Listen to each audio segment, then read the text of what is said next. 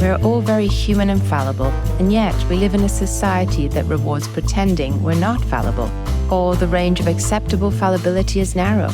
We are constantly comparing our insides to other people's outsides and feeling inadequate and guilty, even ashamed. Trying to blend in means parts of ourselves must disappear, and we must then live in fear that we will be found out. Here, together, we will create a space where we can laugh, cry, and carry our suffering and hurts lightly. In the service of being deeply human. This is Life's Dirty Little Secrets. So welcome to Life's Dirty Little Secrets. I am Emma Waddington, and I am your co-host today with Chris McCurry. And we are delighted to have Yael Schonbrun here with us today. Hello, Yael. Hi, it's so nice to be here. I'm honored to get to chat with you on your awesome podcast, whose title I love. Oh, thank you. It's our great pleasure to have you here. Yes, really, really fun to have you. So Yael is an assistant professor at Brown University. She's a psychologist specializing in relationships.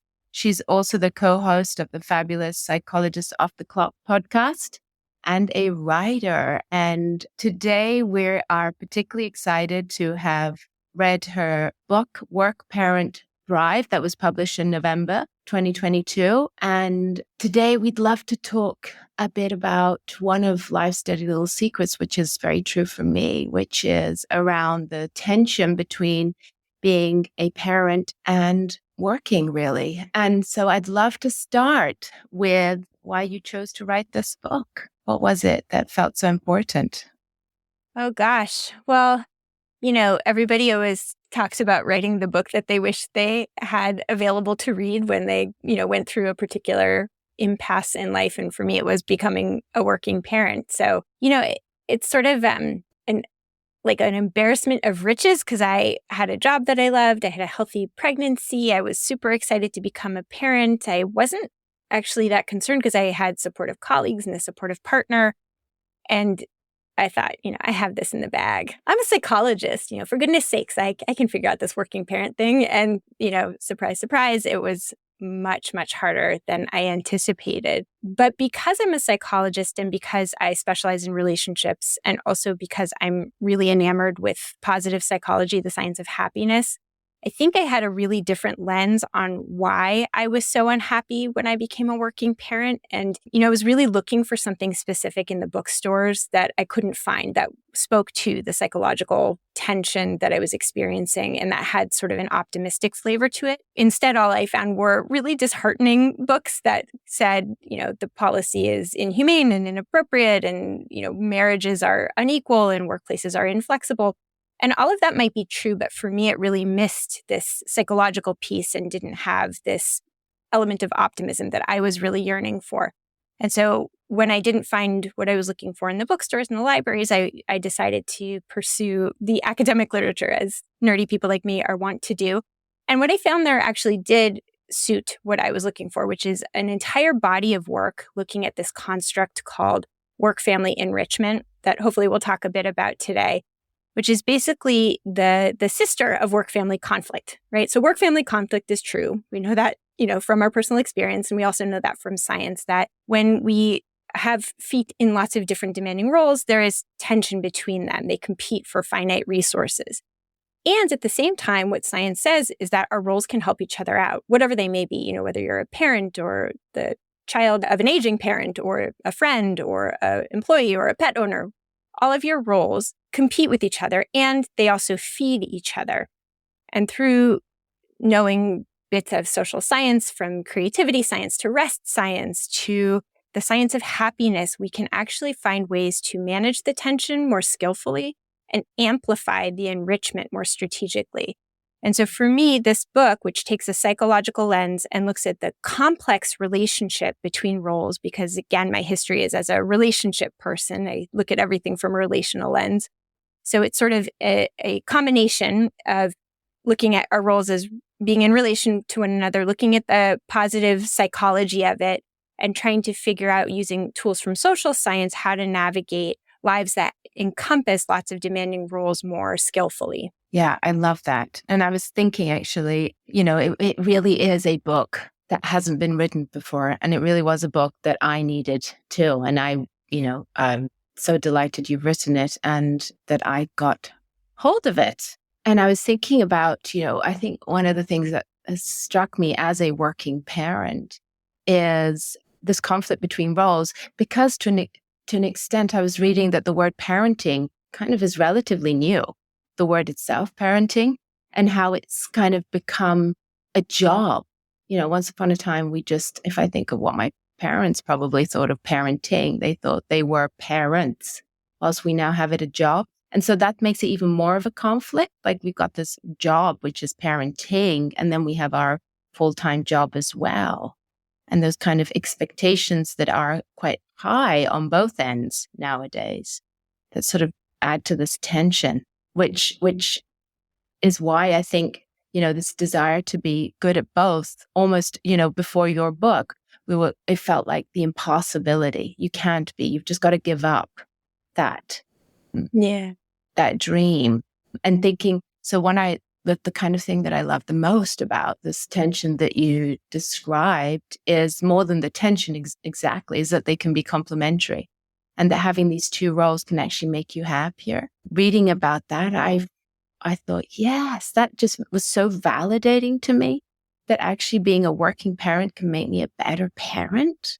It's something I'd never thought of. I didn't think it would complement me in any way. And yet, since reading your book, I've been noticing it more and more, like you described, lots of examples of how, being able to manage my children's conflicts, quite literally, is helping me, manage conflicts at work and vice versa. Actually, being able to, I think the thing that, I've been noticing the most is this fabulous description that you give in the book around pivoting. Perhaps you can talk to us a little bit more about how they complement each other, and then we could talk about the pivoting as well. Yeah, well, I'm so appreciative of how you're describing my book and the impact that it's had on you, because my greatest hope is that people will read this and have this kind of a mindset shift where, the dominant public conversation really is about the way that our roles conflict with each other, and it feels like this problem that needs to be solved, except nobody can solve it. And I think what I'm hoping to help people do is really shift from a work-family conflict mindset to a work-family enrichment mindset. And I don't mean that to suggest that we don't have conflict between our roles, because that's inevitable, but that we change the frame around which we understand what it means to have tension exist between our roles.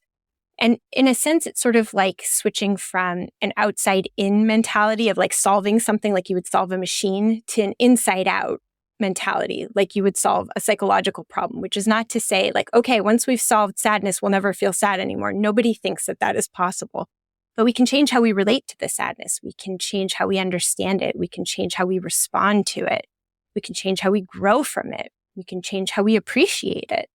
And I think that's the same thing that I'm hoping to leave people with as they really think about the way that our roles exist in relation with one another. That, we're not aiming to never experience a difficult time on a day where we have a lot of demands on us as parents and as workers and as children of aging parents and as people who have passionate hobbies and as people who, care to have a friendship circle. Like, that's hard. It's hard to have a role in lots of different demanding roles, but it's actually a beautiful thing. And they really can and do help each other out. But often, and this is kind of what you're saying, which was really my experience in interviewing people, is that we often don't even think about the way that our roles help each other out. But once we start to understand that they can, we start to notice it. We actually experience it a lot more. It's kind of happening just outside of our peripheral vision anyway. But by appreciating it and looking for it, we're a lot more likely to experience it. And this actually happened with a lot of the working parents that I interviewed for the book. It wasn't intended this way, but it was almost like mini interventions that I was doing, because I was actively looking for how people's roles helped the roles out, how one role would help the other out. And afterwards, I had a lot of people contacting me and said, I had never thought about it before you asked me, but now I'm seeing it everywhere. But I'll just kind of articulate that there's three kind of general pathways that roles can enrich each other. So the first is the transfer effect. And that's the idea. And Emma, you had kind of described it. Like, you step into parenting role and you're helping your kids sort out a conflict. And lo and behold, those conflict negotiation skills help in most workplaces. And in most workplaces, we're developing skills and learning new things, gaining perspectives, taking a break from parenting, which is quite demanding and exhausting.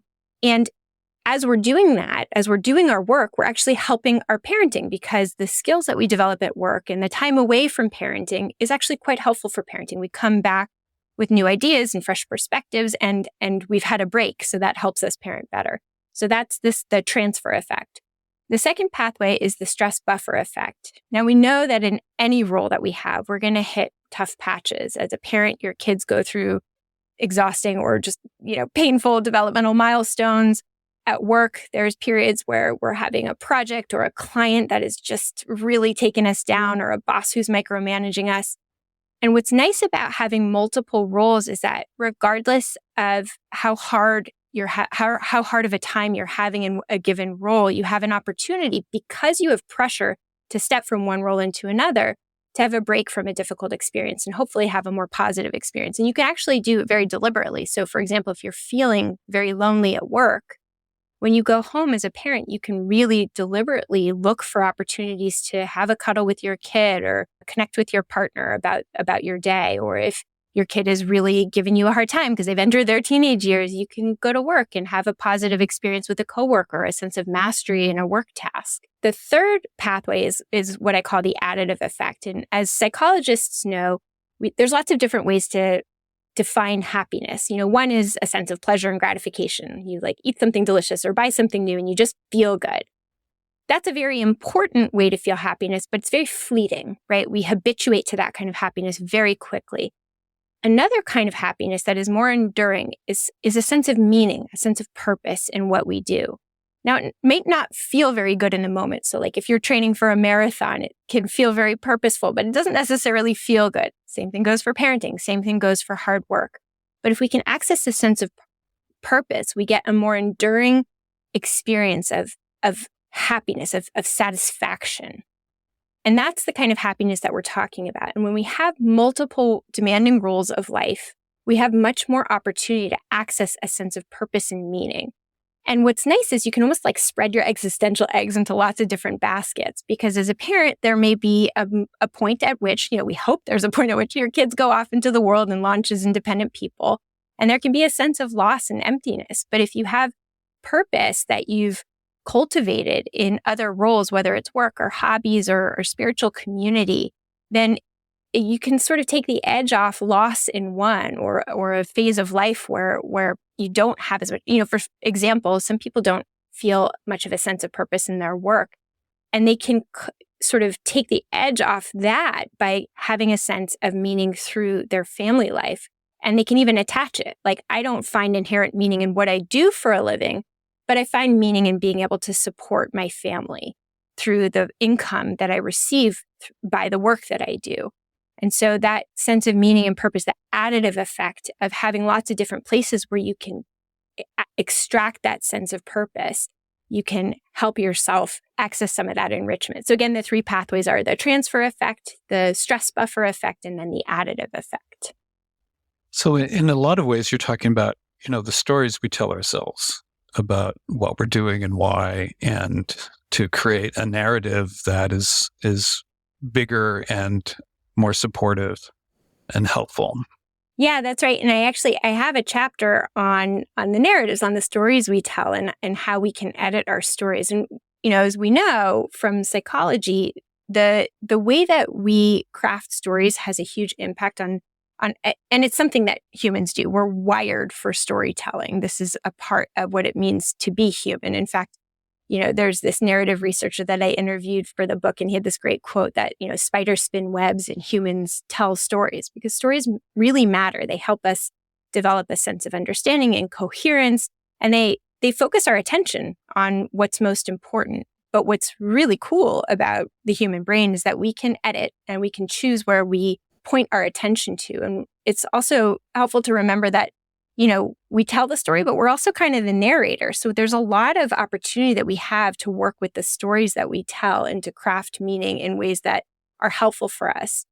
And in acceptance and commitment therapy, which I know that you guys are very familiar with, one of the things we think a lot about is how we relate to the story and whether it's workable for us. And the question of workability really has to do with, does the way that we tell the story help us to build a life and show up, the life that we want to be living, and show up as the kind of person that we most want to be? In the context of thinking about role tension, when we talk about how this working parent thing is just untenable and unsustainable and nobody can do it, or if we say, I'm a terrible working parent and scarring my kids for life, an important question to ask is, how much does that help us show up as the working parent that we most want to be?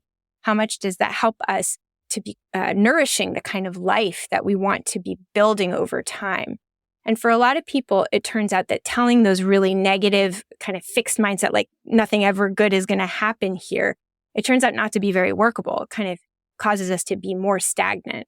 And so editing the story without losing contact with reality can be quite helpful. So for example, instead of saying I'm the worst working parent in the world, saying, I had a working parent day that didn't go so well. My kid is upset with me, or I feel like I dropped the ball, or I'm feeling a little hopeless. But there are things to learn here. There are ways to grow, and there are opportunities to do it better or to find meaning in what can't go better. I've often talked to parents about monitoring the language that they use. And when they get into the black and white, all or none, I'm the worst, my child will never, that's their cue that they've entered that space that is probably not very helpful and there's, not very psychologically flexible. Exactly. Yeah, that all or nothing thinking and storytelling is really an important and helpful cue. Like, oops, okay, it's not accurate, right? As in cognitive therapy and in acceptance and commitment therapy, you always sort of want to ask, like, how accurate is it? Sometimes it's really accurate, but it's not helpful. And so even more important is it helpful? Is it sort of helping to guide you toward the kind of life that you want to be living and the kind of person that you want to be? And also, as you're kind of pointing out, is it helping to model for our kids messages that we want them to be starting to articulate for themselves? I love that bit in the book where you talk about, workability trumping accuracy and how important that is to keep remembering that actually, whether it's right or not, the most important part is whether it's helping me or not in this moment. Because we can get caught up in trying to figure out how accurate or how true it is. Like, am I spending enough time with my kids, or should I be spending more time with them? Will I be a better mom if I am, going to that sports day, or should I stay at work? All those questions. Sometimes we can get caught up in the facts and lose touch with really in that moment, right? It's kind of that unfolding process. At any one moment can change, what is the most important thing. Yeah. Which I think is really important to remember as a working parent. And so just coming back to, as you were talking, I was thinking about this pivoting thing. Right. You Sorry, described. you would ask that. Sorry. No, it's fabulous. And no, it's great. You did a great description. Thank you. And, it is so fascinating to really start to think about how our roles get enriched and how having,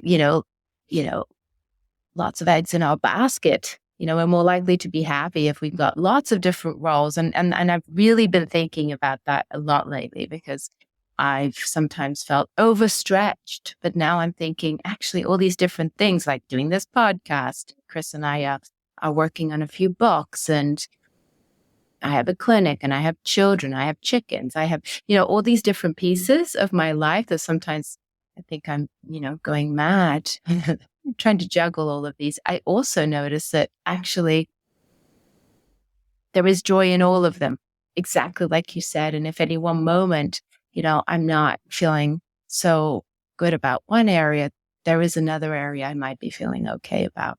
And so that makes it quite, being mindful of that and the importance of that really helps. Yeah.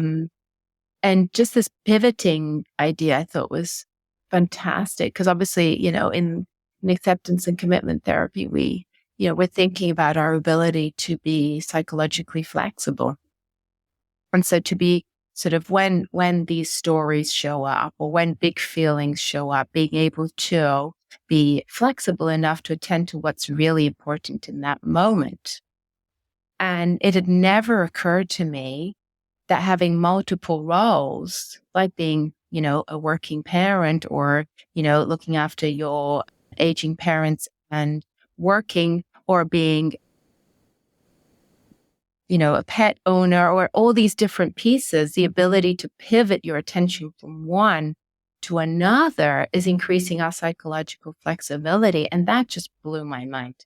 I started thinking about that, and I've been noticing it. And at the moment, I have a lot of stuff happening. And in those moments of thinking, I'm just a scatterbrain, I've been thinking, I'm working on my psychological flexibility. I love that. Yeah, I'm noticing my ability to flip from one thing, got to put this down because really I have to put this down because I need to attend to this. And really what a skill, it really is a muscle. And that makes me really better able to parent, because you're absolutely right. You talk about in the book, dropping off from a call and going, I had a hysterical, now through COVID, we've had all these stories of Zoom calls going funny. And I had a particularly interesting one, probably a couple of months ago, where I was in the middle of a really important business call, and I just left my daughter outside with a friend that actually I'd never met, but it was a little girl from down the road who turned up with her a little fluffy chicken, and she left it in the garden. And I walked in from work, kind of dashing in to get onto this call, and I saw this little chicken. I was like, what's happening? Where's this happen? Yeah, where's this come from? And I said, generally from an egg. Yes, that's true. Good point. Not one of our eggs. And then I saw this child that I didn't recognize. I'm like, oh, and who are you? And so my daughter said, this is so-and-so. Anyway, so I sort of walked past, and I'm rushing for the call. I closed the door. So my office is half playroom. So, but the rule is when the door is closed, you don't come in. And I start the call.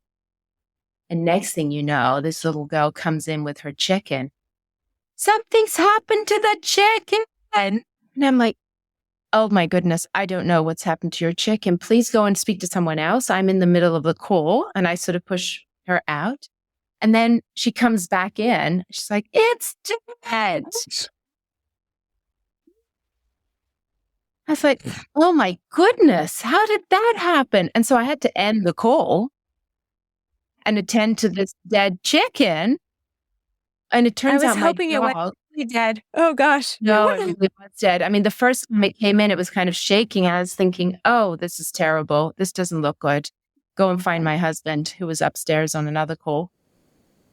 But the second time it came, it was dead. And my dog had gone for the chicken. Ugh. No. I know. But we have lots of chickens, but this one was fluffy and didn't look like one. So talk about pivoting attention. I had to drop the call and turn to this child who's now grieving a chicken, and turn to my daughter, who was really upset with the dog, who had, I explained, the dog didn't know it was a chicken, I suspect, and it's all going to be okay. But yeah, that ability in that example, quite a sort of, dramatic example of being able to switch from one thing to the next and then try and rescue the work call later. Yeah. Right. That's a great example, and seemingly random and seemingly not an enrichment example, except I bet if you scratch the surface, there was lots of enrichment that happened for your work, right? Because, probably your colleagues saw that you were a real human, with chickens running around that, needed to switch your attention. And then you were able to sort of come back with a fresh perspective and an interesting story that connected you to them. I mean, these kinds of things are actually very connecting in the workspace because it brings your real authentic self in. And that is where people really find deep, authentic connection. But to back to the point of pivoting, I think it is a really good example where in like a moment you needed to go from like serious work call, like, I'll talk to you later, to like, oops, no, like we are reprioritizing what needs to be attended to. And I'm sorry, I have to end this call and go attend to the children and the poor little chicken and, discipline that dog who doesn't know any better. But one of the things that I think is a common myth, I mean, a dirty little secret, if you will, is that those pivots from role to role are energy consumptive and that it's not a skill, it's just something you have to deal with. That's actually incorrect.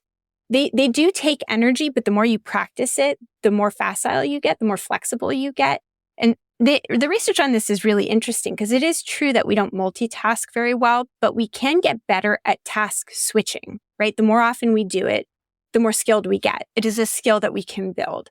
I think there is this sort of dominant narrative in our culture that it's like something you just have to kind of grunt and grit your teeth through. And it's not. It's like something you can get better at through deliberate practice. And goodness knows, like if you have a life with lots of demanding roles, you have lots of opportunity to practice. In fact, the research that I love that is parallel to this is research on monolinguals versus on lifetime bilinguals versus people who learn a second language later in life. And what we find is that people who are bilinguals throughout life are better at task switching in general because they've had to learn how to do it moment to moment, depending on who they're conversating with. And I think that just kind of gives a lot of hope that like we can all get better at doing this kind of task switching. And what's nice is it kind of fits in with other pockets of research that shows that when we take breaks from one role to step into another, then we're able to come back with some new things. I mean, whether it's new skills or having the opportunity to just get a break from whatever it is that you were working on or having a new story to share to connect with the people that you've had to, leave the call very quickly from, that there are opportunities in the switching to be had. We tend to see interruptions as a negative. And again, this is a dirty little secret that interruptions are quite good for us. I mean, we do want to sort of stack enough minutes together, whether it's in parenting or work or elsewhere, that we can make some forward progress. But staying too long with a single task is actually not great. So those interruptions, even though they don't feel good in the moment, are quite beneficial.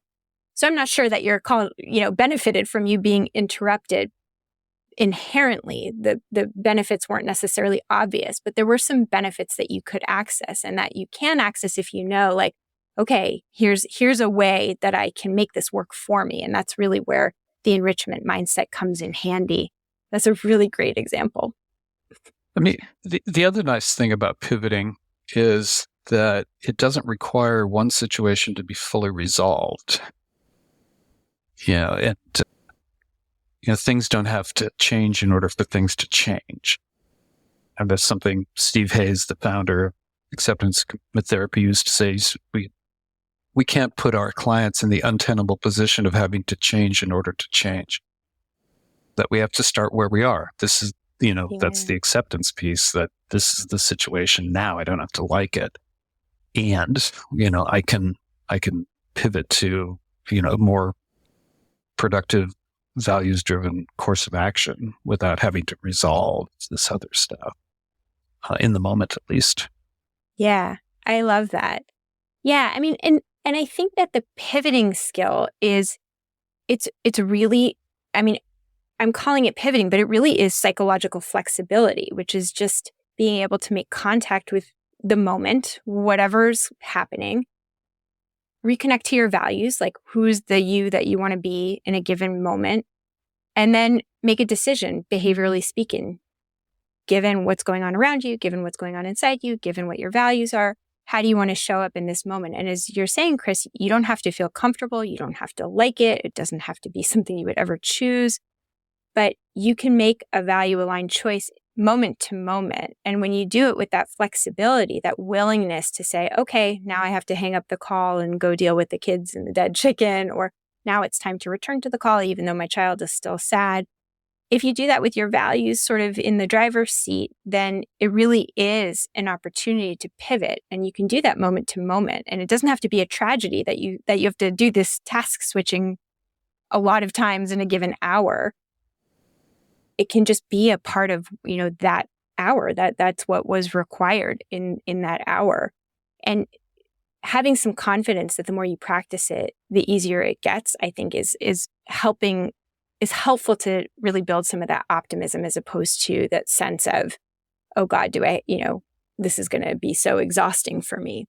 I mean, and there's a reality, like, doing a tremendous amount of task switching can take a toll after a time, but we can do a lot more of it than we give ourselves credit for. Mm-hmm. I don't know if this is the right time to bring this up, but can you say more about think small and savor? Yeah, sure. So, this is in the context of building resilience. Let me sort of back up a little bit. I think that, when we encounter difficult phases of life, it can be really, really hard, right? And we can have a difficult time developing skills and mastery. And in line with the research on learned helplessness, which listeners might be familiar with, it can be a tall ask for somebody to say, just pivot or, try harder or don't give up or feel optimistic. Because the reality is, if you've had a repeated experience of failure, like this hasn't gone well and I don't know what I'm doing, it can be very difficult, if not impossible, to have that sense of, I got this and I can be resilient and I can keep trying. So what's important there is to really break things down small, because in order to be building skills and in order to feel a sense of competency or mastery, you need to have small wins. But it can be important to sort of adjust your expectations in order to give yourself a small win. So in the hope of building a sense of resiliency so that you can keep going even when you have to do a lot of task switching, or when you don't have a sense of competency, think small. So, I have this section in the book where I talk about like examples, but it can be like, rather than, for example, being the parent who works a full day and then gives your kid a healthy dinner, like, did you give your kid a hug? Did they have dinner, even if it was Ritz crackers in front of the TV at night?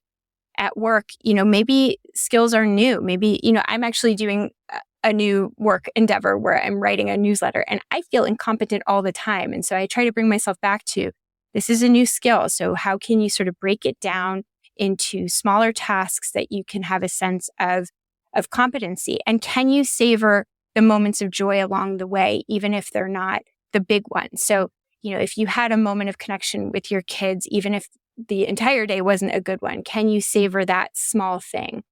So in the context of building resilience, the more you can think small, set the bar a little bit lower to give yourself a win, and savor the moments that did work well for you, the more you can build in that sense of optimism and hope that can help you to continue to build whatever skills or build towards whatever goals are important to you. Right. And that in and of itself is a skill to, have the habit of thinking small, to have the habit of savoring. Because, we don't often notice all the times that, we might feel the joy or the accomplishment because we're moving on to the next thing. There's always something more to do. And we can't just congratulate ourselves for having accomplished something. Yeah. Yeah. And I think what you're saying is like, maybe we can build that habit of really pausing to do that. I actually think that parenting is a really great place to do this, to sort of, and to motivate by modeling it for your kids, right? Can you help your kids learn how to think small and savor? And can you do it together as a connecting activity? So, when my kids have something real small, like, we pause and we have a small celebration. And I think it's so fun and connecting and such a nice opportunity to really help them enjoy the process more. And it's sort of like you're celebrating really tiny outcomes and holding the bigger outcomes more lightly. Like you're celebrating that they worked hard, regardless of what grade they got. You're celebrating that they tried, even though they're not the best on the team, they tried to get a goal. You're celebrating that they, enjoyed the soccer match, even if it was a really hot day. You're celebrating that they, listened well to their teacher. And I think that celebrating those small things with them in a really explicit way helps them build the habit and helps you build the habit. And that's why I think there's so much in parenting that can help us do better in so many different ways, but in the way that we're talking about now, to enjoy the process and hold the outcomes more lightly. I think of it as recalibrating your brain to notice these things when often they just sort of slip by. And we can learn how to notice in a way that's helpful and life promoting. Yeah. And I think that that's such a general truth that like we often let our attention sort of direct itself, but we can be more deliberate about where we send our attention, what it is that we allow our attention to rest on, where we spend our time noticing. I mean, the default wiring in our brain is to notice the stuff that's not going well, right? We have negative bias, and that's really important evolutionarily, right? Because it kept us safe. But nowadays, our safety is not such an issue. And so we can more safely be more deliberate about sending our attention to noticing things that are joyous and that are positive, rather than allowing the default wiring of our brain to notice what we don't like or what we don't have enough of. Right. And to help our kids, get their brains wired up and calibrated to notice more of what's, good and positive and, just joyous about the world. Yeah. And to be more in the moment. I mean, even as we're having this podcast conversation, like it's so easy for my mind to drift to like, okay, what do I have next? Like I still have all these things that I didn't get to today. But just to like make a practice of bringing yourself back to the moment and connecting with the people that you're with or the meaning of the task that you're working on. In part because it's more effective, but in part because it's just more enjoyable. Like if I miss out on this opportunity to connect, which is a really amazing opportunity. I mean, Chris, you're on the West Coast of the United States. Emma, you're in Singapore. It's like, how wild is that? How cool is that we're meeting and we're having a meeting of the minds across all these time zones and across the globe? I could totally miss it if I didn't have a practice of coming back to the moment and really sinking myself into savoring what is right in front of me, like where I'm at. Because again, the mind just wants to go forward and figure out what's next, anticipate. But through these deliberate practices and being more present, you get to be more effective, but you also get to enjoy the journey so much more. Well, Emma knows quite well, and anybody who listens to this podcast has found out by now that I love quotes. One of my favorites that I've often told parents over the years is from Albert Camus, French philosopher, who said, "True generosity towards the future lies in giving all to the present." And so many parents are like time traveling out. What's this going to be like when he's 15, or how is he ever going to get into university? And it's like he's 6. What's going on right now? And then if we take care of that, and then we take care of that, the future will be what it is. But bringing people back to those, what's going on right now, being mindful of it, noticing what's important, context sensitivity, as we sometimes talk about in acceptance and commitment therapy, and then, taking the next step. And that could be pivoting. Yeah. I mean, it could be pivoting or it could be, continuing on in the same, way that you were before. But as, so long as you can be connected to the present to allow for whatever discomfort might arise and let values help you to make that choice about staying with what you're doing or moving to something else, you can feel pretty proud of yourself for doing that. Yeah. And that's basically the definition of psychological flexibility. Absolutely. I wonder if I can talk about another sort of dirty little secret for me when reading the book, and was this idea that we can get rest from parenting by working. I read that part and I was like, yes, that's exactly how it can feel, and that's okay. And it feels like a dirty little secret because for me, I feel like I should be always really happy as a parent, and this is like the best thing that's ever happened. But the truth is that being able to work gives me lots of joy. And sometimes going off to work and leaving children who are really unhappy also gives me lots of joy. Being able to put that behind me and turn to sort of, individuals that might be grateful for what I'm doing at that moment and might actually appreciate me does give me rest. Yeah.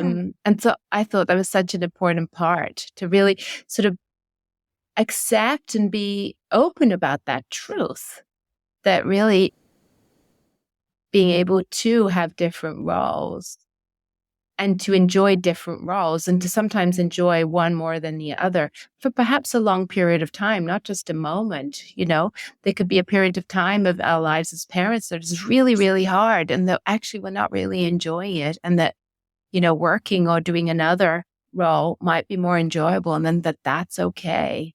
And that we can rest from our various roles. in that way. That was very validating for me. Well, parenting is so depleting, and we can't possibly expect our children to replenish us because it's not a two-way street. And if people don't have other sources of, getting filled up and affirmed and all that sort of thing, they're in a lot of trouble. Yeah. Yeah. And it is this dirty little secret. There is this sense, this myth that we should love parenting, that we should find all the moments, so special. I remember, being in a doctor's office with my tiny little child, being so sleep deprived, and some woman with an older child said, enjoy it while it lasts. It only gets harder. And I was like, I'm really tired and like feeling a lot of pain right now. So it was not what I wanted to hear. And at the same time, I really loved, many parts of, each of the phases of childhood, but there were really difficult challenges in each part as well. And I think we need to make space for the fact that some phases of raising children are just really unpleasant for some parents. Like, I know so many parents that really just hate the newborn phase. They find so little interaction. Your children don't really have a personality yet. They're just taking from you. Your sleep schedule is not your own. The feeding schedule is not your own. You have no break. It is really, really hard. And what I like to remind people is that we're actually not engineered. Humans are not wired to raise children alone or without break. So if you're not having an easy time of it, it's not because you're doing something wrong or because you're a bad parent. It's because you're a human parent, and human parents need breaks. And there's this term that anthropologists have called alloparenting. And it basically describes how humans are wired to rear collectively, right? Because raising human children is so, as Chris used the exact right word for it, it's depleting. It's really exhausting. And that's okay because we're not meant to do it alone. Somehow we've landed in a phase of culture that it is in many parts of the world expected that we do it alone. But that's not actually how we're intended to do it. We're intended to do it in these close-knit villages where we have extended family supporting us so that we can have a break, so that somebody can teach us how to nurse, so that somebody can take care of our children while we go off and do work. And that's actually the way that we do it best. And to Emma's point, it is really, really true that having another role to step into, even if it's another demanding role, and here the science is very interesting. So you can have a very demanding work life outside of your parenting role life and find a break from parenting when you step fully from parenting into work life. And my favorite study to cite that really, I think, brings this idea to light is the study about following Israeli reservists, where researchers collected data from a set of employees at one company. Half of them were Israeli reservists. And during the course of the study, the reservists were called into active duty, while the folks who weren't on reserve duty stayed at their normal job. So you had half of these workers, these participants, going off to war, like literally going off to war, and half that stayed working their normal job. And what they found was the folks who went into active war had less work burnout than those that stayed at their normal job. So it wasn't that they went and did something easier that helped them to reduce their work burnout. They stepped into another very taxing role. But what they did was they fully stepped away from a different role, their work, that was incredibly demanding. And I think that helps us as parents to recognize that it is important to step into something different. And it's okay if it's another something that is demanding. Because, the thing that always used to make my blood boil when my kids were really tiny was somebody saying, you should just get away and, unplug from everything. And it just wasn't possible for me, given that we don't have family nearby and given that I have a job that has demands and a partner who has a job with many demands and 3 little kids who count on me. But it's helpful to recognize that you can get a break using your multiple roles, that you can go to work and feel rightfully like that is a time that you can unhook from worrying about your kids, knowing that they're being cared for by somebody else that is not you, and that you can allow your parenting self to take a break. And that's okay. And the dirty little secret is there's a few of them. One is that you can get a break by stepping from one demanding role into another, and that it's okay to want a break, even if you love your kids, right? Mm-hmm. That's okay and normal. as human. Well, yeah, self-care. I mean, that's the whole topic. I was just thinking you have this fabulous section, Too Long Didn't Read, at the end, TLDRs. I love them. And so I was thinking, what's our TLDR here? Obviously, it's not about reading, it's actually about listening. But what are the TLDRs from this conversation? What are the takeaways that working parents or not even working parents? I mean, we haven't talked about, those who don't work and how they have their own set of complexities. They need a break too. I always think that, the people who, like, for me, work was a really convenient reason to get a break from parenting. I think for stay-at-home parents who don't have a more traditional job outside of the home, it's even harder. And I think we need to give permission for all parents to get a break, because the people who don't have a convenient excuse like work have an even harder time getting a break. And it's important because parenting is so depleting. And I think that's true of any demanding role that we have. We need to recognize that we need a break. But if I had a TLDR, for this episode, it would be, maybe more general than that, which is, the dirty little secret that I am really committed to sharing is that, our roles do conflict, but they also can help each other out. And by shifting our mindset to find ways that they enrich each other, that they foster healthiness in each other, that we can access more of the good stuff and help manage the parts that are hard a little bit more effectively. And that isn't just pie in the sky ideals or toxic positivity. It's really a science-backed truth that we can access through these tools from social science that are really, really helpful. And that, when we feel guilty because, we're dropping the ball, that we can make space for that and we don't sort of have to buy into it. We can actually look for ways even that kind of discomfort can help us out, can help us learn what's important to us, what we can let go of, and learn to sort of navigate a messy, rich life with a little bit more joy and a little bit more self-compassion along the way. Wonderful. Yes, that was fantastic. Yeah. Thank you. Yael, thank you so much for taking the time. It's been a privilege and a lot of fun. Yeah, absolutely. And an incredibly validating book that I would recommend for every working parent out there. Really fantastic read. It is.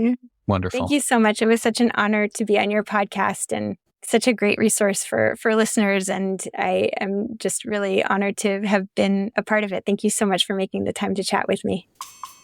Thanks so much for tuning into the Life's Dirty Little Secrets podcast. If you have any feedback for us or secrets for future episodes, you can email us at lifesdirtylittlesecretspodcast@gmail.com. Be sure to follow us on Instagram at Life's Dirty Little Secrets or on Facebook at Life's Dirty Little Secrets Podcast. We invite you to follow, rate, and review us on wherever you listen to this podcast. It is the best way to get our podcast out in front of new listeners. We'll be back in a couple of weeks with more.